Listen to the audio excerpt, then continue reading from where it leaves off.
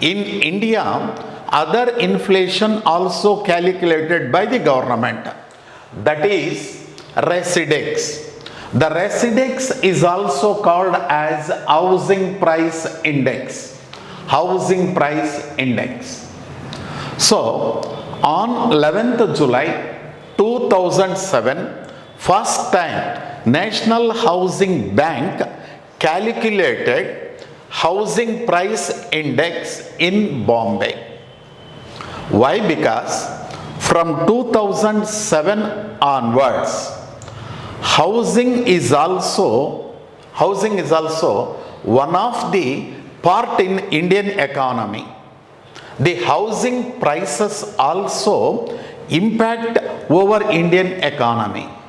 That's why from 2007 onwards, for every 3 months once, National Housing Bank calculated Housing Price Index.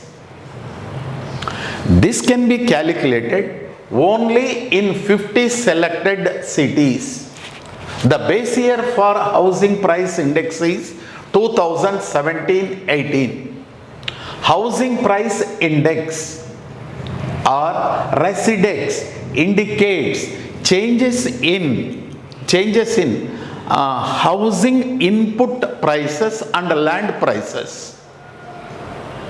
Okay right. ఎందుకోసం అంటే ఎందుకు లెక్క పెట్టినారు? 2007 నాటికి భారత ఆర్థిక వ్యవస్థలో ప్రధానంగా పట్టణాలలో కానీ నగరాలలో కానీ గృహ నిర్మాణ వ్యయము కూడా ప్రజల యొక్క జీవన వ్యయములో ఒక భాగముగా మారిపోయింది.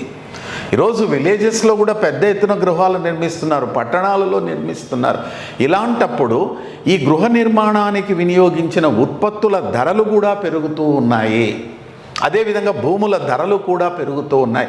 ఇలాంటప్పుడు ఈ పెరిగిన భూముల ధరలు, పెరిగిన గృహ నిర్మాణ ఉత్పత్తుల ధరలు ప్రజల జీవన విధానాన్ని ఎంతవరకు ప్రభావితం చేస్తున్నాయి అని తెలుసుకోవాలి.